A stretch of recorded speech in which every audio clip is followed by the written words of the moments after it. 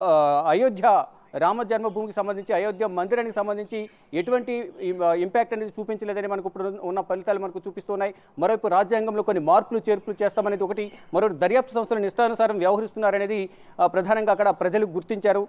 ఈ నేపథ్యంలోనే అంటే ఇష్టానుసారం వ్యవహరిస్తున్నారు, ప్రతిపక్ష పార్టీల పట్ల రాజకీయ కక్ష ద్వారంతో వ్యవహరిస్తున్నారనేది కాంగ్రెస్ పార్టీ కానీ ప్రత్యర్థి పార్టీలందరూ కూడా బీజేపీకి వ్యతిరేకంగా, ప్రధాని నరేంద్ర మోడీకి వ్యతిరేకంగా ప్రజలకు తీసుకువెళ్లడంలో వారందరూ సక్సెస్ అయ్యారు. దానిలో భాగంగానే ఇక్కడ గతంలో కన్నా అంటే 400 సీట్లు అన్నారు, కనీసం సింగిల్గా ప్రభుత్వాన్ని ఏర్పాటు చేసే సింగిల్ మ్యాజిక్ ఫిగర్ కూడా వాళ్ళు సాధించలేకపోతున్నారు. అంటే ప్రత్యర్థి మిత్రపక్షాలు దయదలిస్తే తప్ప ఇప్పుడు బీజేపీ అధికారంలోకి వచ్చే అవకాశం కనిపించడం లేదు. ఇప్పుడు కింగ్ మేకర్గా ఏపీ నుంచి చంద్రబాబు, ఇటు బీహార్ నుంచి నితీష్ కుమార్ నిలిచారు. వారిద్దరు కనుక ఎన్డీఏ కూటమి నుంచి తప్పుకుంటే మాత్రం అక్కడ ప్రభుత్వాన్ని ఏర్పాటు చేయడం కొంచెం కష్టంగానే మారే అవకాశం కనిపిస్తుంది. ఈ నేపథ్యంలోనే ప్రధాని నరేంద్ర మోడీ, అమిత్ షా స్వయంగా మాజీ సీఎం చంద్రబాబు నాయుడుకు ఫోన్ చేసి కొన్ని ఆఫర్స్ ఇచ్చినట్లు కూడా సోషల్ మీడియాలో ప్రచారం జరుగుతుంది. ఎన్డీఏ కన్వీనర్గా ఇచ్చేందుకు ఆయనకు ఒక ఆఫర్ ఇచ్చినట్టు తెలుస్తుంది. దానికి సంబంధించి చంద్రబాబు కూడా ఆలోచించుకుని చెప్తానని చెప్పినట్టుగా కూడా ప్రచారం అయితే ఉంటుంది. కానీ మరోవైపు ఇటు కేరళలో, తమిళనాడులో, యూపీలో బీజేపీకి గట్టి దెబ్బ తగిలింది. మరోవైపు ఇతర కొన్ని రాష్ట్రాలు, ఇక్కడ మధ్యప్రదేశ్లో 29 స్థానాలు రాని పక్షంలో మరింత కష్టాల్లో పడే అవకాశం ఉండేది. కానీ ఇప్పుడు అక్కడ మధ్యప్రదేశ్లో బీజేపీకి అనుకూలంగా అక్కడ తీర్పు రావడం, ప్రజలు బీజేపీకి పట్టం కట్టడంతోనే కొంతమేరైనా ఇప్పుడు రేవంత్ రెడ్డి చెప్పింది 214 నుంచి 240, ఇప్పుడు ప్రజెంట్ 243 వద్ద కొనసాగుతుంది. మిత్రపక్షాలతో కలిపి 290కి పైగా ఉన్నాయి.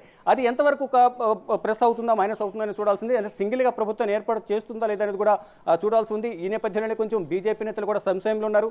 ఇక్కడ సాయంత్రం 7 గంటలకు ప్రధాని నరేంద్ర మోడీ బీజేపీ హెడ్ క్వార్టర్స్కు వస్తారంటూ కూడా సమాచారం ఉంది. అక్కడికి వెళ్ళిన తర్వాత ఇప్పుడు వచ్చిన ఫలితాలపై ఏ విధంగా మాట్లాడతారు, అక్కడ ఇప్పుడు అంతర్గతంగా కొన్ని చర్చలు కొనసాగుతున్నాయి. నెక్స్ట్ కంటిన్యూటీ ప్రధానిగా నరేంద్ర మోడీ ఉంటారా? ఎవరైనా అక్కడ అసహనం, అసంతృప్తి వ్యక్తం చేస్తే బీజేపీలో ఎవరైనా సహకరించకపోతే ప్రధానిని మార్చే అవకాశం ఉంటుందా అనే చర్చ కూడా ఇప్పుడు దేశవ్యాప్తంగా కూడా చర్చ కొనసాగుతోంది.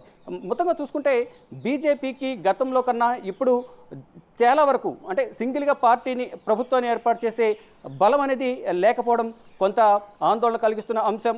ఇటు గతంలో కన్నా భిన్నంగా ఇప్పుడు ఇండియా కూటమి బలం పుంజుకుంది. దాదాపు 230 సీట్లకు దగ్గరగా కూడా సీట్లను చేజిక్కించుకుంది, అంటే లీడ్లో కొనసాగుతుంది. ఫర్దర్గా సాయంత్రానికల్లా మనకి ఎవరు ఎన్ని సీట్లలో ఏ కూటమి లీడ్లో ఉందనేది కూడా చూడాల్సి ఉంది. ఇక బీజేపీకి ఏపీ నుంచి చంద్రబాబు, బీహార్ నుంచి నితీష్ కుమార్, వీరిద్దరూ బలంగా ఉండే అంటే కింగ్ మేకర్గా చంద్రబాబు ఉండే అవకాశం కనిపిస్తుంది. కానీ ఇక సాయంత్రంలోగా డిసైడ్ ఫ్యాక్టర్ అని తెలిసే అవకాశం కనిపిస్తుంది. కానీ మొత్తంగా చూసుకుంటే బీజేపీ అంటే ఎన్డీఏ కూటమి మాత్రం ప్రభుత్వాన్ని ఏర్పాటు చేసేందుకు ప్రయత్నాలు కొనసాగుతున్నాయి.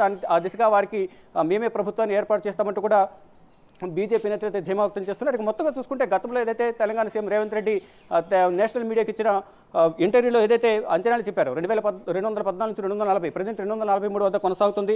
మొత్తం 400 సీట్లు టార్గెట్గా పెట్టుకున్న బీజేపీకి కేవలం 240 సీట్లు మాత్రం వస్తాయని తెలిపారు. అంటే దానికి ఫర్ ఎగ్జాంపుల్గా మనం గతంలో తెలంగాణలో కాంగ్రెస్ పార్టీని అధికారంలో తీసుకురావడానికి సీఎం రేవంత్ రెడ్డి ఎంతగా కృషి చేశారు, సహకరించిన వారిని కూడా తన వైపు డైవర్ట్ చేసుకుని ఏ విధంగా కష్టపడి పనిచేశారు, ఆ ప్రిడిక్షన్ ఇక్కడ తెలంగాణకు సంబంధించిన ప్రిడిక్షన్ ఏ విధంగా అయితే తాము అధికారంలోకి తీసుకురావడానికి ప్రయత్నాలు చేశారో, ఇటు దేశవ్యాప్తంగా కూడా ఆయనకున్న అంచనాల మేరకు, ఆయనకున్న మొత్తం కమ్యూనికేషన్ మేరకు అందరితో మాట్లాడిన తర్వాతే 214 నుంచి 240 సీట్లు వస్తాయంటూ కూడా రేవంత్ రెడ్డి చెప్పినట్లుగా మనకు సమాచారం అయితే అందుతోంది. Thanks for the updates Shiva. ఒక రాజకీయ నేతకి నిజంగా రాజకీయాలకు సంబంధించిన అవగాహన